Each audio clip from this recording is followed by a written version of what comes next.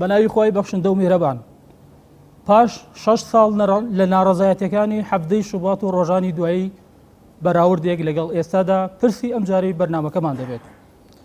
6 ساڵ پێش ئێستا لە دژی گەندەڵی و خراپ بەکارهێنانی سیاسەتی ئیداری و ئابووری لە هەرێمی کوردستان خەڵک هاتنە سەر جادە و خۆپیشاندانیان کرد. 6 ساڵ پێش ئێستا هاوڵاتیان و فەرمانبەران و موچەخۆران بەگشتی لە کاتی خۆیدا موچەکانیان وەردەکرد، بەڵام ئێستا زۆر پێچەوانەیە. 6 ساڵ بەر لە ئێستا خەڵک تا ڕادەیەک لە هەندەرانەوە دەگەڕانەوە هەرێمی کوردستان، بەڵام ئێستا خەڵک بە لێشاو ڕوو لە دەرەوە دەکات لە تاو ناومێدیان لە هەرێمی کوردستان و سیستەمی حکومڕانی لە وڵاتەدا. لەم بەرنامەیەدا بەردەوام دەبین لەسەر ئەم بابەتە، بەراوردێک لە نێوان خۆپیشاندانەکانی حەڤەی شوبات و ڕۆژانی دوایی لەگەڵ دۆخی ئێستای هەرێمی کوردستاندا بە بەشداری ژمارەیەک لە کاراکتەر و ئەو بەڕێزانەی کە بەشدار بوون لەو خۆپیشاندانانە. سپاسیانەکەین بەخێربن. سەرەتا گەر لە بەڕێستەوە دەست پێکەم کاک موحسین، چ بەراوردێک ئەبینی یان پێشەوەی کە بەراوردەکە ئاماژە پێ بکەیت ئەو هۆکارانە چی بوو کە خۆپیشاندانی حەڤەی شوبات لە 2011دا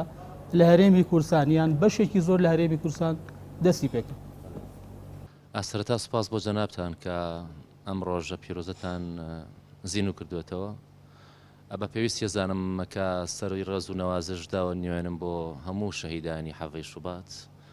و خۆم بەش ینی بە ئیفتیخارەوە لە ڕاستیە پێم خۆشە کە ئیفتیخارەکەم بەوەی کە لە بەرامبەر خانەوادەی سەربەرزی شەهیدانی حەڤەی شوباتە دانیشتوم، ئەو شەرەفێکی گەورەیە. سەبارەت بە پرسیارەکە هەمیشە حاڵەتێکی چاوەڕوانکراوە کە دەسەڵاتی سیاسی کاری خراپ بکات، نەعەدالەتی گەندەڵی پێڕەو بکات، بەڵام ئەوە هەرگیز ئاسایی نییە کە خەڵک کۆمەڵگا بەرامبەر بە نەعەدالەتیەکان بە ناشرینیەکان بێدەنگ بێ. چکە لە ڕاستیە گەر نەعەدالەتی هەبوو خەڵک دەنگی نەبوو علامەتی ئەوەیە کە کۆمەلگایەکی مردووە، کۆمەلگایەکی زیندوو نییە. بۆیە لە ڕاستیە ینی دەنگ هەڵبڕین لە بەرامبەر نەعەدالەتیەکانە ئەو بۆ خۆی شەرەفێکی گەورەیە و شانازێکی گەورەیە و علامەتی زیندوێر کۆمەلگایەکە. توانی بڵێ هۆکارێ بوو بۆ خۆپیشاندان بێگومان خۆی هەمیشە دەسەڵاتی ناشرین خەریکی مانیفێستکردنی ناشرینەکانی خۆیەتی. کۆمەلگاش لە ڕێگای خەباتی مەدەنیەوە خەریکی مانیفێستکردنی جوانیەکانی خۆیەتی. و لێرەوە تۆ تێگەی لە جیاوازی نێوان دەسەڵات و کۆمەلگا و تێگەی لەوەی کە ئەم کۆمەلگا جوانە شایستەی ئەم دەسەڵاتە ناشرینە نییە، کە ئەمە مەسلەیەکی زۆر گرنگە و ئەوەشی کەوا کە هەمیشە دەسەڵاتەکان دژی خەباتی مەدەنی بن تەنها ئەم نوقتەیە، چکە لە خەباتی مەدەنیە ناشرینەکانی خۆیانە بینن و جوانەکانی خەڵکیش هەمیشەش جوان و ناشرینی لە بەراوردا دەرەکەوێ. لێرەوە لە ڕاستیە هەنێ خەڵق قسە لەسەرەوەکەن کە خەباتی مەدەنی نەتیجەی نیە، ئەم قسەیە لە ڕاستیە بێ ئەساسە، چکە ئەساساً خەباتی مەدەنی خۆی بۆ خۆی نەتیجەیەکی زۆر گەورەیە. جگەلەوەی کە تۆ دەنگ هەڵەبڕی لە هەمان کاتە وجدانی خۆش تا ئاسوودەکەی. بەرهەمانە چین کە خەباتی مەدەنی هێناوێتی ئاراوە ئەوە 6 ساڵ ئەو بەرهەمانە چین، ینی تۆ ناومێدنی لە خەباتی مەدەنی؟ نەخێر بە هیچ جۆرە نابێت ناومێد بین لە خەباتی مەدەنی، چکە لە ڕاستیەوەی ئەوە دەسەڵاتە کە ئەوێ خەڵک ناومێد کا لە خەباتی مەدەنی. وەکو وتم ینی تۆ کاتێککە جوانەکانی خۆت پیشانە دەی، ئەمە لە ڕاستیە بۆ خۆی ینی نەتیجەیەکی زۆر گەورەیە. تۆم لە حەزە بکە ئەگەر بەراوردی بکەین بە بڕیارەکانی ترامپ لە ئەمریکا وێنەی دیوێشی ناشرینی ئەمریکای پیشاندا، بەڵام لە بەرامبەرە کاتێککە خەڵکی ئەمریکی دیانە سەرجادا دژی بڕیارەکانی ترامپ موقیف وەرەگرن، مەسیحیەکانی ئەوێ دیفاع لە موسڵمانەکانەکەن و پێیان وایە ئەم بڕێرانە حەقیە، ئەمە پیشاندانی دیوێکی جوانی ئەمریکایە. بۆ ئێمە بەستم چییە؟ ینی هەمیشە ینی کۆمەلگا خەریکی مانیفێستکردنی جوانەکانی خۆیەتی لە ڕێگای خۆپیشاندان و خەباتی مەدەنیەوە و دەسەڵاتیش ناشرینەکانی خۆی. ڕەنگە بوو ترێت ینی و خۆی لە پێشەکەی جەنابتە هات، ینی حەڤەی شوباتە و کێشانی کە ئێستا هەبوو هەیە و کاتە نەبووە کەم تا زۆر، بەڵام هەمیشای بیاگەمان لە شتێ بێ لە ڕاستیە هەمیشە ناشرینەکانی ئێستا ئەم لەحزەیە ئەمڕۆ ئەم ساڵ چەندێکی لە ئێستایا دەرەکەوێ زۆر زیاتری لە ئایندەیە دەرەکەوێ. لێرەوە کرێ بڵین خۆپیشاندەرانی حەڤەی شوبات خەڵکی هەرێمی کوردستان ئەیانزانی کە نەتیجەی ممارەسەکردنی ناشرینی ئەو کاتی دەسەڵاتداری کورد ئەم نەتیجەیە بێ. و لە ڕاستیە ئەمەی کە ئێستا هەیە شتێکی غەریب و چاوەڕوان نەکراو نییە، یعنی ممارەسەی 25 ساڵ و 26 ساڵی ڕابردووی دەسەڵاتی کوردی ئەبێرم نەتیجەی هەبێ. ئەگەر نەتیجەیەکی باشتری هەبوایە ئەو کاتە ئەبوو لە ڕاستی ئەمە پرسیار لە خۆمان بکەین ئۆکەی چۆن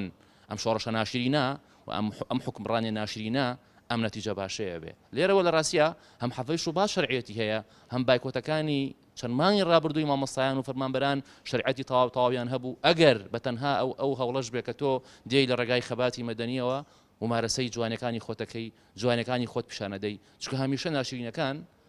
لە جوانی دەرکەوتنی جوانەکان زۆرە ترسن. ئەو بارودۆخی کەمێکی ژامەژت پێدا کە ئەو کاتە هەبوو کەبوونی هەبوو لە بڵین لە زستانی 2011دا لەگەڵ ئێسا بۆ نمونە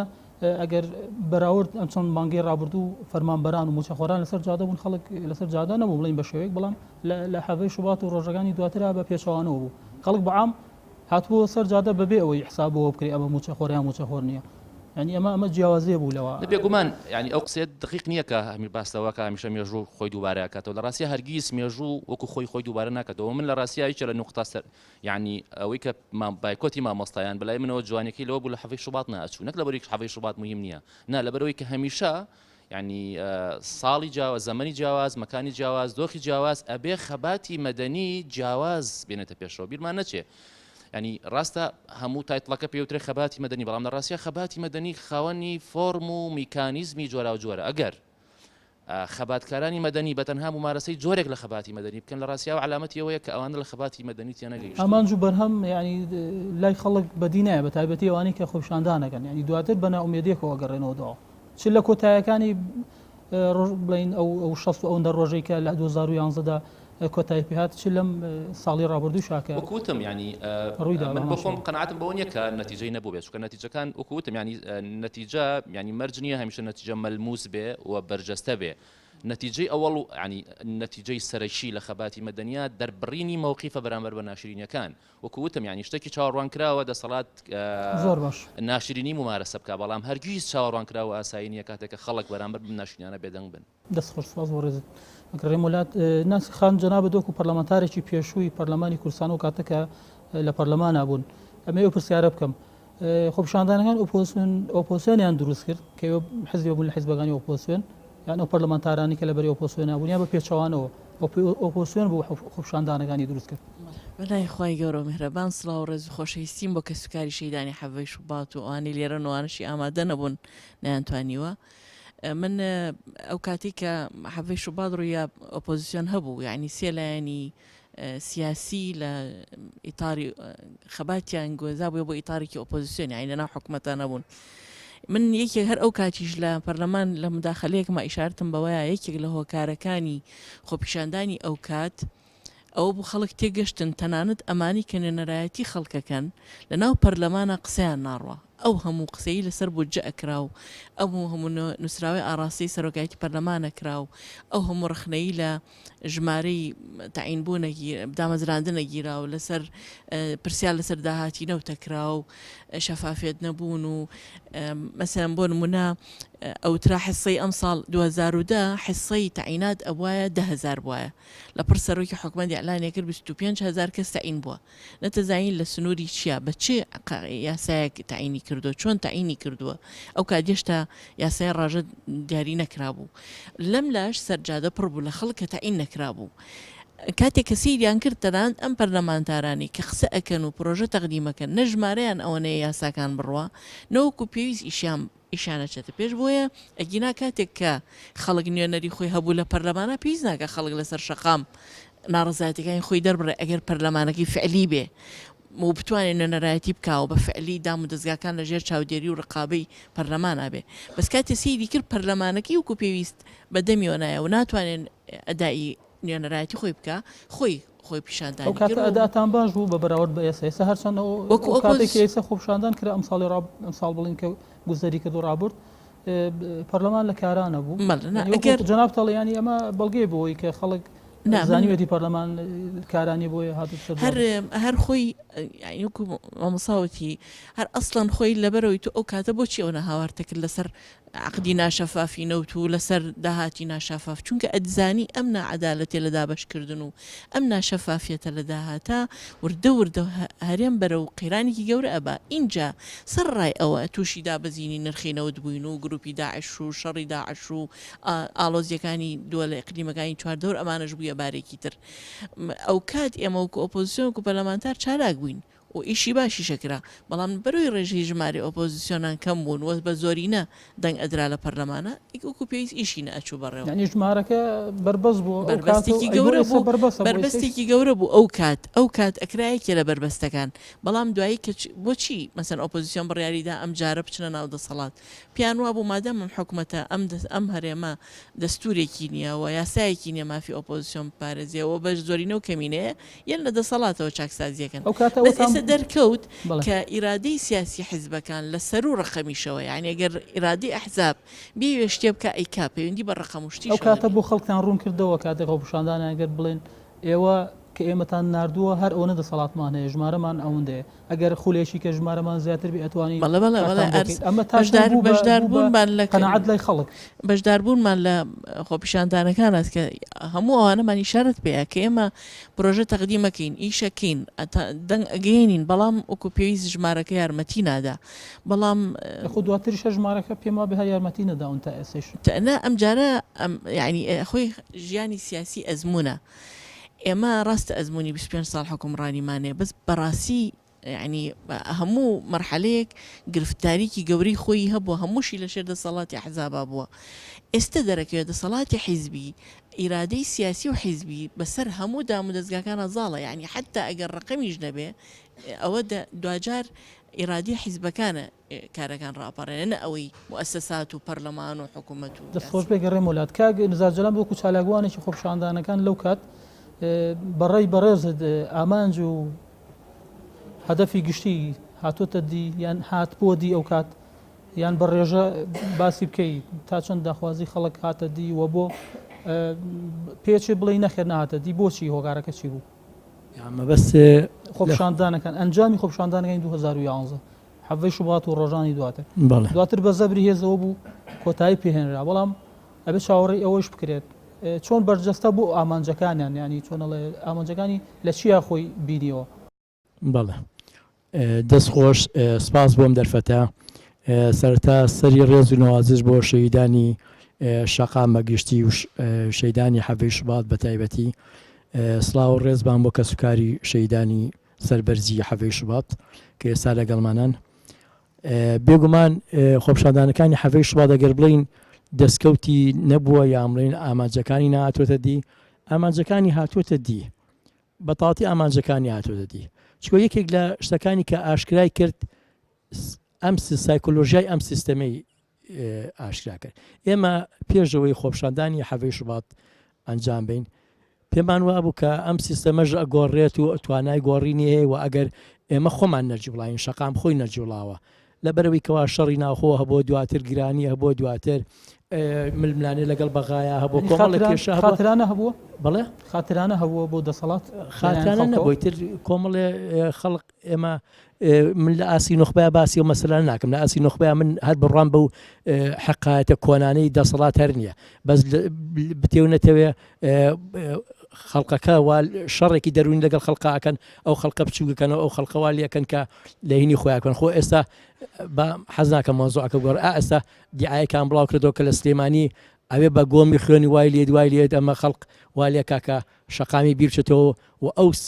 سیستەمی موچەی کە بەسەری ئەسەپانوە بیری بچێتەوە بمانێ نەمانەوێ ئێمە خەڵکی شەرقین و خەڵقانێکین سەدان ساڵە لە ژێر زەبر و تونوتی ژیاین لەبەرەوە لە تونوتیژی ئەسڵەمینەوە چواردۆریشمان تونوتیژیە خەڵکەکە بە گشتی وایە با من خۆم وەکو نخبەیە وەکو ئەوانێت ئەمە شتانە هەر بە شتی پرۆپوچ و درۆ دەلەستە و ئەمانە ئەزانم بە هیچ شێوەیەک ئەمانە ڕاستیە حەڤەی شوبات هەدەفی خۆی پێکە وەوتی ئەم دەسەڵاتێکی سایکۆلۆژیا ڕووخاوە دەسەڵاتێکی مافیایە توانای جێبەجێکردنی هیچ کێشەیەکی نییە ناتوانێت بەردێک لێرەوە بەرێتەوە بۆ ئەوێ بۆیە من خۆپشاندانی مامۆستایان بە خۆپشاندانێکی زیایە زانیم بە هەمان میکانیزمی خۆپشاندانی حەڤەی شوبات ئێستا بەیانی بچینەوە سەر شەقام بە هەمان میکانیزمی خۆپشاندانەکانی حەڤەی شوبات بە هەمان شێواز ئێمە شکست دێنین چکۆ ئەگەر هەش خۆپشاندانێک هەر بزوتنەوەیەک ئامانجەکانی خۆی کە حەوەی شوبات ئامانجەکانی هەمووی مەسەلەی چاکسازی بوو کە نەیهێنێتێ دیمانێ وایە شکستی خواردوە بۆیە خۆپشاندانی حەوەی شوبات بەس لەوایە سەرکەوتنی بەدەستێنە کە دوو بەرامبەری بڵین ئاشکرا کرد بەرامبەرێکی بەتەواتی پەردەی لەسەر لایەکە ئەم دەسەڵاتە درۆکە کەی ود من دیموکراسی نیە لەبەرەوەی کە خەڵقە کوژە و درۆ ئەکا کە بڵێ بن بە سندوقی انتخابات سیستەمەکە ئەگۆڕێکە ناگۆڕچکۆ بە زەبری هێز دیفاعی لە خۆی کرد لە کۆتایی خۆپشادانەکانی حەوەی شوباتە شەقامی پڕکرد لە خوێن و شەیدی ترماننا لە سەرەتاوە کە دەستی پێکرد شەیدماننا کەوابێ ئەمە دەسەڵاتێکە بە زەبری هێز ئەوەشی ئاشکا کرد کە ئەمە دەسەڵاتێکە بە زەبری هێز هینەکە و شتێکی تریشی ئاشکا کرد مەسەلەی یاسا ئەم بەڕێزە ناسیخان خۆی ئەندامی پەرلەمان بووە ئەزانێت لە پەرلەمانە شەقام توانی بڕیاری ژمارە 2 بسەپێنێ بەسەر پەرلەمانە و هەموو ڕەنگەکان بەیەکەوە ئەو بڕیاریان لە پەرلەمانە خستە ئەوەی کەەوە هین بکرێ بام جێبەجێ نەکرا دیسان ئەمانای وایە ئەم دەسەڵاتە چیش ناکات ئەم دەسەڵاتە یاسا جێبەجێ ناکات ئەمە هەمووی دەستکەوتە جوانەکانی خۆپشاندانەکانی حەوەی شوباتۆ ئەو خۆپشاندانەی کە پێوتێ خۆپشاندانی مەدەنی بەڕێزی بەڕێز مامۆستا شاخەوەن جەناب دۆکو زانای شیاینی بەژار بوو لە خۆپشاندانەکانی حەوەی شوبات وەکو یەکێک لە وتاربێژەکان کە هەبوونەوە کات لەوێ ئێوە چ دەورێکتان بینی ینی هەستەکەن ئەو کاتە ڕۆڵتان زیاتر بوو بەڵام خۆپشاندانەکانی دواتر ناڕەزادەکانی دواتر کە ئەم ساڵ بوو لە ماوەی ئەم ساڵی ڕابردووە بەو شێوەیە چۆنە لە وجودتان نەبوو دەرکەوتنتان نەبوو ئەو کاتە ئەمە تۆ بۆچی گەێڕینتەوە بسم الله الرحمن الرحيم سەرەتا داواکارم لە خۆی پەروەردگار ئەو بەڕێجانەی کە لە خۆپیشاندانەکانی حەفدەی شوبات و لە دیفاعکردن لەم خاک و نیشتیمانە شەهید بوون خۆی تەعالا لە گوناه و تاوانیان خۆش بێ و بە بەهەشتی بەرینی شاد کرد بێتنەوە بەڕێجانش کە تاوانیان نەبووە خۆی تەعالا ئارامی و سەبووری زیاتر بداتە باوک و دایکە بەڕێزەکانیان وە شەرمەزاریش بۆ حکوومەت بەڕاستی کە تا ئێستا بکوژی ئەو کەسانی دەستگیر نەکردووە کە لە کاتێکە لەم وڵاتەیە جاریوە بۆ شوشەی بینایەک شکاوە حکوومەت خەڵکی لەسەر داوەتە دادگای بەڵام لەسەر ڕژاندنی خوێن ئەم حکوومەتە کەسێکی نەداوەتە دادگای دیارە ئێمە مامۆستایانی ئاینی هەر لە سەرەتای حەفدەی شوباتەوە کە لە خزمەتە و خەڵکی خۆمان نبووین ئەو خەڵکێکی موسڵمانە ئەو خەڵکێکە کە بەڕاستی باوەڕی بەخوا و بە پێغەمبەر و بە قورئان هەیە ئەو خەڵکە لە دژی زوڵم هاتوۆتە دەرەوە ئێمەش دینەکەمان ئیسلامەکەمان پێمانەڵێ کە دیفاع لە مەزلوم بکەین ئەنی لە هەر شوێنێک زاڵمێکە بێدارە مەزلومێکیشەیە لە هەر شوێنێ مەزلومێکە بوو زاڵمێکیشەیە قورئانە پێمانەڵێ کە بێ بەردەوام و کەسانی هەڵگری دینن ئەو کەسانی کە جێنشینی پێغەمبەری خوان صلی الله عليه وسلم بەردەوام بە دیفاع لە مەزلوم بکەن و دەستی زاڵمیش بگرن ئێمە مامۆستایانی ئاینی دیارە بە پشت ئەستوری بە فەرمودەی پێغەمبەری خوا عليه الصلاة والسلام کە پێغەمبەری خوا فەرمێ لە باسی مەزلومانە کە پشت و پەنای مەزلومان بین ئەفەرمی ئونسوڕ ئەخاکە ظالیمەن ئەو مەظلومن هەر کاتێکە زاڵم و مەزلومێکیشە بوو پشتیان بگرن بۆ معنایی کە پرسیارن لە پێغەمبەری خوا کە چۆن پشتی بگرینەوە مەزلومەکە سەریەخین بەڵام زاڵمەکە فەرمووی تەمنعه من الظلم تۆ دەستی بگرە با زوڵم نەکە ئێمەش بەڕاستی کاتێک کە چوینە سەرای ئازادی سەرای ئازادی سفرەیەکە سفرەی هەموو لایەکمان بوو بەڕاستی ئێمە دیفاعکردن لە کەس و کار و برا و دۆست و خۆشەویستان و هاوزبانی خۆمان و هاو نیشتیمانیانی خۆمان بەڕاستی بە واجبێکی شەرعیە زانی چونکە لە سەرەتای دروستبوونی حکوومەتی کوردیەوە تا ئەم لەحظەی کە ئێمەتیاین ئەم حکوومەتە خەڵکی چەوسانەوە ئەم حکوومەتە زوڵمی کردووە سەرای ئازادی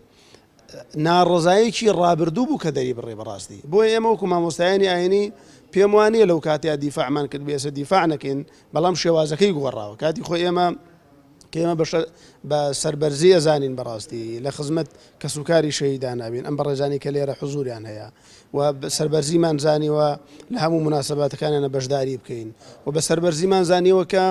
بچینە سەرای ئازادی دەستگیر بکرێن هەڕەشەی کوشتنمان لێ بکرێت بۆ دیفاعکردن لە مەزلومان ئەوە شانازیەکە و شەرەفێکە بە ئێمەدرا لە ڕابردوودا بەڵام ئێستش کە مامۆستایان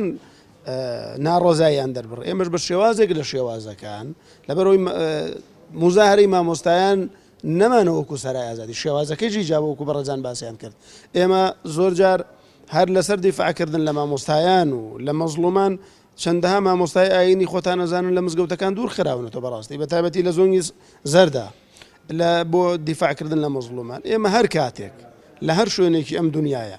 کەسێک مەزلوم بێ قورئان داوامان لێکە کە دیفاعی لێ بکەین و بێدەنگ نەبین، چونکە بەڕێزان ئێمە هەموو جارێ وتومانە بێدەنگی زاڵم دروست دەکات، زاڵمیش بێدەنگی دروست دەکات. بەو معنایی کە ئەگەر خەڵک بێدەنگ بوو زاڵم دروستە بێ، زانی خەڵک بێدەنگە دروستە بێ، کە زاڵمیش دروست بوو خەڵک بێدەنگەکە، خەڵک چەندێ هاوار بکە چەندە ناڕزای دەبڕێ بێدەنگەکە. بۆی ئەم حکوومەتە بەردەوام هەوڵی داوە ئەو ناڕزایانەی کە هەن بەڕاستی کپیان کاتەوە من لەگەڵ ئەوەشدانین بڵێن حەفتەی شوبات هیچ ئەنجامێکی نەبوو. بەڕێزان حەفتەی شوبات بۆ هێنانی شتێک نەبووە، شتێک بێنینە ماڵی هەر یەکێکمان. حەفتەی شوبات ئەوەی پێمانوتکو بەڕێزان باسییان کرد، حەفتەی شوبات دوو لایەنی دەرخست، خەڵکی ناڕزایی دەربڕی. ئەمە ئەنجامە بەڕاستی، یعنی لە ڕابردوودا خەڵکیانە ترسان، خەڵکیانە تۆقاند کە ناکرێت کەس هاوارکات. ئەمە ئەنجامە ئەمە سەرەتایەکی باشە خەڵک داوای مافی خۆی بکە. و هەروەها ناشرینەکان و زوڵمەکانی دەسەڵاتداران و حیزبەکانیش کە لە سەرەتای دروستبوونی حکوومەتی کوردی و پەرلەمانی کوردیا کە زوڵمیان لە خەڵکی کردووە، تادایان لە خەڵکی کردووە، ماڵ و سەرۆت و سامانی خەڵکیان خواردووە، بەڕاستی خەڵکیان بە ناحەق کوشتووە، سرنجەکانیان پڕ کردووە لە خەڵکی مەزلوم. ئەمەی هەمووی بە خەڵک نیشاندا بەڕاستی. ئێستا تەنەوعی چین و توێژەکان لەو کاتا کە بە یەکەوە بۆ یەک داوا و بۆ یەک داواکاری بە یەکەوە بۆ یەک ئامانج هەوڵانەدا. پاشان ئێمە بەڕاستی خەڵکێک لە سەرای ئازادی بوو کە لەو پڕی چەپەوە بگرێت تا ئەم پڕی خەڵکی مولتەزیم مەسەلەن. ئەمە ئەوەمان پێڵێ کە تەعایوش و پێکەوە ژیان کە دیفاعکردن لە مەزلوم هەر کەسێک بیکە جێ ڕێزە. دیفاع خوای تەعالا لە قورئاندا ئەفەرمێ فەمن شاء فلیؤمن ومن شاء فلیکفر، ینی هەر کەسێک ئەوێ مسلمان بێ و هەر کەسێک ئەوێ کافر بێ با بێ، ئەگەر هەڕەش ئامێزش بێ قسە. خوای تەعالا ئینسانی مخەیر کردووە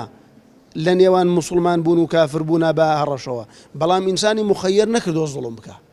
بۆیە بەڕاستی ئێمە ئەو کاتە خەڵکێک لەگەڵمان نابوو، لە خزمەتیان نابوون کە نوێژی ناکرد، لە وەکو ئێمە بیری ناکردەوە و ئێمەش وەکو ئەو بیرمان ناکردەوە، بەڵام هەردوو لامان ئیتیفاقمان هەبوو لەسەرەوەی کە دیفاع لە مەزلوم پەیوەندی بە دینەوە نییە.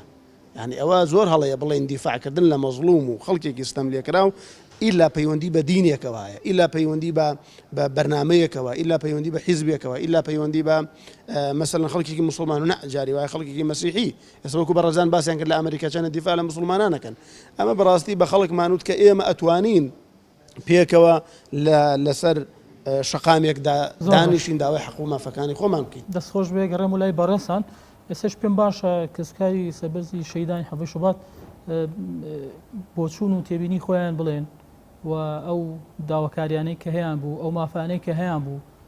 کە داوایان لە دەسەڵات کرد، چ داوایان لە یاسا کردو ئەگەر هەبوو بێت، ئەوانی ژڕی خۆیان بڵێن و بەشدار بن بەو شێوەی کە مەبەسیانە و بیانە قسە بکەن. بەنای خی گەورە و میهرەبان سەرەتا دەستخۆشی لە جەنابتانەکەم بۆم دەرفەتی کە بۆ کەسوکاری شەیدانی حەفتەی شوبات و ڕۆژانی دواییتان ڕەخساندووە. حەفتەی شوبات مێژوویەکی تاڵە بۆ ئێمە، بەرهەمەکەشی ئەوە دیارە بۆ کۆمەڵێ خەڵک بوو. حەفتەی شوبات ئێش و ئازارەکەی زیاتر بۆ دایک و باوکی شەیدانە و بەرهەمەکەشی زیاتر بۆ کۆمەڵە خەڵکانێکی دیارن. حەفتەی شوبات پەڵەیەکی ڕەشە هەمیشە بە دەموچاوی پارتی وێکێتیەوە دیارە و بۆیە لێرەوە داواکەم حەفتەی شوبات کۆتایی هێنان نەبێ بە هەموو ئەو شتانەی کە ئێستا دروست کراوە بە تایبەتی لەم قەیرانی داراییە و هیوادارم حەفتەی شوبات ئەو ئامانجەی هەبێت کە بتوانێت ئێستا خەڵک لەو ڕەزالەتە نەجاتدا، یعنی ئێستا هەمیشە هەموو ڕۆژێ حەفتەی شوباتە بۆ هەموو خەڵکی کوردستان بە تایبەتی کە ئێستا قەیرانێکی دروست کراوە هاتۆتە ئاراوە و کۆمەڵە خەڵکانێک هەیە بەڕاستی، یعنی ئێمە ڕۆژانە ڕوبەڕوویان ئەبینەوە کە چەندە بە ئێش و ئازارن بەهۆی ئەم قەیرانی داراییەوە کە کۆمەڵێک هەیە مناڵی هەیە و خوێنکاری هەیە. هیوادارم دەسەڵات هەموو سەرکردە سیاسیەکانی کورد بەخۆیان نابچنەوە پەیامێک بێ بۆیان کە بتوانن خەڵکی کوردستان لەم قەیرانی دارایی ڕزگارکەن و کەیسی شەیدانی حەفتەی شوباتیش بە سزای خۆیان بگەن ئەو کەسانی کە بکوژ و تاقەکەرانی حەفتەی شوباتن. بۆ تا ئێستا ئەو کەیسە بە ئاکامی خۆی نەگەیەوە لە جێی ڕزایەتی ئەوەدانە بووە. لەبەر ئەوەی کە وڵاتێک کەیسەکان وەکو خۆی ماوەتەوە بەکراوەی هیچ کەیسێکدا نەخراوە لەبەر ئەوە تا ئێستا یاسا سەروەر نەبووە ئێمە لە وڵاتێکا ژین پەرلەمانمان نییە سەرۆکی هەرێممان نییە هەر وڵاتێکیش ئەم شتانەی تیانە بێت هیچ کاتێک یاسا ناتوانێت سەروەر بێتیایە و بۆ یەکەیسەکانیش هەر بەکراوەی ئەمێنێتەوە تاکو لە وڵاتێکە ئەژین کە یاسا سەروەر بێتیایە ئاوەڕوانیتان ماوە بۆ داوایەتان بۆ دواتەچون بۆ کەیسەتان بگات ئاگامی خۆی بەڵێ ئێمە هەمیشە بە هیوای ئەوەین کە کەیسەکان بەڕێگا و جێگای خۆیان بگەن بێ ئومێد نیم لەوە هیچ کاتێک لە کەیسی شەیدگەرمیانەوە دەست پێ بکەم تا شەیدەکانی تریش ڕۆژێکە بێت یاسا سەروەر بێت ئومێ دەکەم یاسا سەروەر بێت وڵاتێکی ئارام بێت ڕۆڵەی هیچ کەسێکی تر شەید نەبێ دەستخۆش سپاس بەڕێزت ئێستاش بەڕێستان کاک شێخزای دەگەر جەنابیشت تێبینی خۆت بڵێیت بسم الله الرحمن الرحيم ربي أشرح لي صدري ويسر لي أمري أحلل عقدة من لساني يفقه قولي برزان براسي ئێمە وەکو کە سوکاری شەیدان ڕاستە ئێمە جەرگمان سوتاوە بەڵام لە هەمان کاتیشە کاتێک کە حەبەی شوبات دروست ئەبێت حەبەی شوبات کارەساتێکی گەورەیە و هەم کارەساتێکی دڵتەزێنە حەبەی شوبات ئەگەر ئێمە بەراوردی بکەین بە کۆن لە ساڵی 1930 لە سەرای ئازادی ئێستادا جەماوەری سلێمانی ڕاپەڕین بەرامبەر حکوومەتی مەلەکی و بەرامبەر بە دەسەڵاتی ئینگلیز بەڵام لە دوای 80 ساڵ جارێکی خەڵکی سلێمانی خۆپیشاندانی کرد لە زوڵم و زۆری دەسەڵاتی کوردی تۆ ئەو دوو دەسەڵاتە چۆن ئەشوپێنی بەیەک بەراوردێک هەیە ئەو بەراودیمی کە بیبینم هەردوو دەسەڵات لە یەک هەڵقڵاوە هەڵقڵاون چونکە ئەو کاتە ئەوان زوڵم و زۆریان ئەکرد لە خەڵک ئەمانیش هەمان زوڵم و زۆر ئەکەن لە خەڵک ئەگەر ئێمە بەراوردی زەمانی ئەهدی بایر کە پێوتێ سەدام حسەین و ئێستای ئەمان بکەین کاتێک کە زەمانی سەدام حسەین لە 195 بودجەی عێراقی بۆ هێزە سەربازیەکان سەرفە کرد بەڵام لە 105 بۆ خەڵکی ئامی عێراق سەرفە کرد خەڵک برسی نەبوو بەڵام ئازادی نەبوو بەڵام ئێمە ئێستا لە هەرێمی کوردستانە کە لەژێر ڕووبارێ لە زەمینە لە نەوتان خەڵک برسی کراوە نە ئازادیشمان هەیە برسیشن بینی سەدام حسەین و ئەمانیش یەک پەیڕەویان هەیە لەگەڵ پەیڕەوی حیزبی بەعسی ماسۆنیا ئەجینە ئێمە ئەگەر بێت و کە کاتی ئێمە بەرامبەر بە دەسەڵات من ئەمانە گەندەڵن ئەمانە دزن ئەمانە مافی مرۆڤ نییە خەڵک بەڕاستی ئەڵێم زۆر پێشوازیان لە خۆپیشاندانەکان نەئەکرد ئێمە ئەوەی کە هەبوو کۆمەڵێک مامۆسای ئاینی و کۆمەڵێ خەڵک بوو علمانی و ئیسلامی کە یەکی گرتبوو لە سەرای ئازادیدا نەکە ئەو کاتەی ئۆپۆزیسیۆنیش کە هەبووە بەڕاستی ئۆپۆزیسیۆن پشتیوانی کردووە بڵین نیان کردووە ئێمە بەڕاستی لێ غەد دەکەین باشە لەسەرەوە گە پرسیارە دروستکەین کاک شێخ ئەو کاتێڵی ئۆپۆزیسیۆن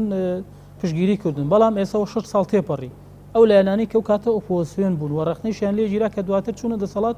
ئێوەیان بە شێوە لە شێوەکان لە بیرشەوە یعنی بڵین کەسکاری قوربانیەکان و خەڵک بەعام ئێستا تۆ چیت داوایە لەوان لەو لایەنانی کە ئێستا لە دەسەڵاتن و ئەو کات ئێستاش کە ئۆپۆزیسیۆن ئێمە ئۆپۆزیسیۆن پاکێژیان لامانە ئێمە ئێستا وەکو کە سوکاری شەیدان هەر بە چاوێکی ئۆپۆزیسیۆنەوە تەماشایان ئەەکەین ڕخنەتان لیان نییە ڕخنەکە ئەگەر ڕخنەیەک تۆ کاتێک کە توانی ڕخنە بگریت و هینکەی کە ئەو دەسەڵاتە ئەو لایەنی ئۆپۆزیسیۆن دەسەڵاتدار بێ لە حکوومەتە کە پایەیەکی هەبێت کە بتوانێت وەزیریان هەیە و ینی پۆستی گەورەگۆریان هەبوو ئەگەر ساحێبی وەزیریشان هەبێت ئەگەر سەرۆکی پەرلەمانیشان هەبێت ساحێبی ئەوە نین کە بتوانن تەنفیزی ئەوامر بکەن ئەمڕۆ دەسەڵات پارتی و یەکێتی ئەیبا بڕێوە ئەمان ساحیبی بڕیارن ئەجنێ هیچ زۆرکەی پێنجانەکە ساحیبی بڕیان ئەو کەیسەی چەند ڕۆژە پێشی ساوەی لەسەر شەیدکردنی بڵین کوڕەکەی ئێوە لە دادگای سلێمانی ئەو بە چۆ گەیوە ئێوە تا چۆن لەگەڵ یاڕۆن ئەنجامی تا ئێستاکە خەریکی تاقیقاتن لەگەڵ منیش و لەگەڵ ئەوانیشە ئەوان چەند شاهێدێکیان برد ئەو چەند شاهێدێکی بردووە منیش شاهێدم هەبوو کە کێسەکە ئێمە ئێستا ئەو گیراوە لە تەوقیفایە ئێمە هیوادارین کە ئەم کێسەش وەکو گرتنی ئاسۆ و وەکو گرتنی هەمەی مریەمبەگ و ئەمانش ئازاد نەکرێ بەڵام هەرچەندە من قەناعەتم پێ نیە قەناعەتم بە یاسانیە ئەمیش ئازادەکرێ و کێسەکەی منیش داخرێت یعنی ناومێدی لەوەیە بەڵێ دەست خۆش کاک حاجی جەنابتان چێتان فەرمون ئەگەر قسێکت هەبیان پرسیار بکەین ئایا تۆ لە ئاست بڵین ئەو وا بڵین دەسەڵات ئێوە وەکو کاک شێخیش باسی کرد بە ڕێزان ئەڵێن بە جۆرە لە جۆرگان ئێوە ناومێد بولیان بەڵام بۆ کەیسەکانی ئێوە چێتان ینی حیزبەکانی ئۆپۆسیۆن کە پێشتر لە ئۆپۆسیۆن سەر لە دەسەڵاتن چاوەڕێی زیاترتان لێیان هەیە پێشێکی بنای خۆی بەخشندەی میرەبان سوپاسی بەدەستانەکەم بۆم دەرپەتە کە بۆتان ڕقسانین دوای سەرکەوتنتان بۆ خوازم وڵی برا بەڕێزەکەم ئێمە وەکو کەسوکاری شەیدان لە حەبەی شوبات و ڕۆژانی دوایە کڕۆڵەکانمان شەید بواتینە سەر شەقام و ئەم کارە ساتارە کە ڕوویا لە حەبەی شوبات و ئەم جەماوەر و خەڵکەش کە لەگەڵمان نابنووک و سەر تاپا هەموو ئەوەی کە هاتووە سەر شەقام و لێوێ داواکاری خۆمان ئێمە ئاراسی حکومت کرد ئەو کاتە دژێکی و دژەوەیکەوە گەندەڵی هەبوو نەعەدالەتی هەبوو نادادپەروەری هەبوو دواتریش لە هەمان کاتیشا ئێمە کەسوکاری شەیدان کاتێکە چوونە سەر شەقام و مەسەن خۆپشاندانیان کرد بەتەمای ئەوە نەبوون کە ڕۆڵەکانمان شەید کرێ متمانەوە بۆ کاتەش دەسەڵاتێکەیە حکومەتێکەیە یاسا هەیە قانون هەیە بەڵام بەداخەوە نە قانون نەبوونە یاسا هەبوو نە دەسەڵاتیش ئەوەندا شعوری بۆشکاکە هەست بۆ بکە بڵێ ئەمانە ئەم خەڵقانی کەوا ساوتونتە سەر شەقام و خۆپشاندانەکەن ڕۆڵ و هاوڵاتی ئەم وڵاتن و ئەم نیشتیمانی ئێمن و بە شێوەیە لە شێوەکان وەڵامیان بینەوە جوابیان بێگومان وەکو خۆمان هەمومان ئەزانین ئەو بوو لە ئەنجامان تەقیان کرد و لە ئەنجامی تەقەکردنشان ڕۆڵەکانی ئێمە دەکرد شەهید بوو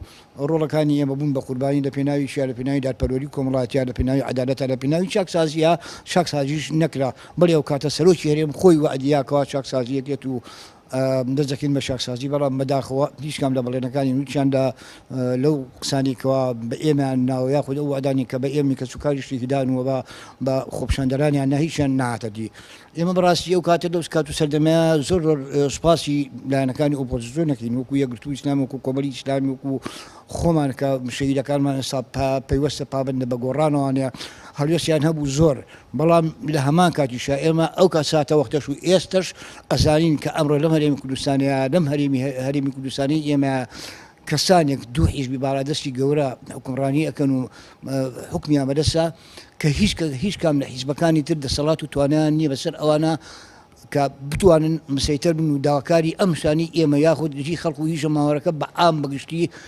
جێبەجێ بکەن سەربارەی ئەوە لەو کاتە شوانێک کە ڕوواکانی حەبەی شوبات ڕوویا ئەو بەرشایەتی ئەو نەهامەتی و خاکە ساری قوربە سەریە ئەو کات نەبوو بەڵێ ئەو کاتەش هەر زوڵم و ستەم و نەحەقیە بوو نەعەدالەتی هەبوو غەدرە بوو بەڵام وەکو ئێستا هەر نەبوو تا حەدەی ئێستا گەیشتۆتە چڵەپۆپەل لەو پڕی ناخۆشیە خەڵک زۆر زۆر لە مەساتێکی ناخۆشە ژیانێکی ئەو پڕی کیلۆمەرجیە هیوادارین بخوای بچنەوە حیزبانە و کارێکی وا بکەن کە دووری ئەم میلەتە ڕابگرنەوە زیاتر ئەم دەستخۆش بێ زۆر دەستخۆش بێ کاک حاج عەلی جەنابیشت ئەگەر قسەیەکت هەبێ بۆ وتن ئەگەر پرسیاریش نەکەین پێشەشی بە ناوی خوای بەخشندە و میهرەبان بە خێراتنی هەموو میوانە بە ڕێزەکانەکەم پێ خۆشحاڵم بە بینینتان بە هاتنتان بە شادی خۆشیتان حقیقەت حەڤەی شوبات بۆ ڕوویدا بۆ کۆمەڵێ گەنج و لاوی ئەم شارە بە ناوی کاروانی شەیدانی حەڤەی شوباتەوە ڕوویدا لە هەج وڵاتێکە حکومەتی زاڵم زۆردار بێعار حکومەتی سەرخۆش بێهۆش و کەم هۆش کە هەبوو ئاگای لە میلەتی خۆی نەبوو سەروەتی سامانی ئەم میلەتەی بە هەدەر و بە تاڵان برد وەکو جەنابی کاک شێخ زایر فەرمیێمە لە وڵاتێک ئاژین لەسەر بەحرن بەرمیلیان وتمان پێڕەوا نابین بماندنێ زۆڵم و زۆرداریان لە میلەتە ئەکرد لە گەنجان و لاوانە کرد تەسکێت پێ نەبێت تەعین نابی تەسکێت نەبێت ناچێت دایرەوە تەسکێت پێ نەبێت لە جامیعە وەرناگیری ئەمانە هەمووی زۆڵم و زۆردار بوو یعنی دوو حیزبی دەسەڵاتدار کە بە حەقیقەت ئەم دوو حیزبە تاڵانچی و ئەنفالچی و قمارچین ئەمانە وان لە میلەتە کرد زڵمیان لەم خەڵکە کرد تعدا لە میلەکەت خەڵکەکەش هەموو شتێ سنووری خۆی هەیە مەسلەیش کودێڵێ هەموو چێژە بەخێ خۆش بە تام ئەمە لە تام دەرچوو ئەمانە وان لە میلەتەکە ئەم گەنجانەی ئەم ڕۆژەش کە هاتنە سەر شەقام کۆمەڵی گەنجی چاک و پاک و داسپاک و داوێن پاک بوون هاتون داوای حقوق مافی خۆیانیان کرد بەڵام بەداخەوە دەسەڵاتێکی زاڵمی زۆردار ئەمانە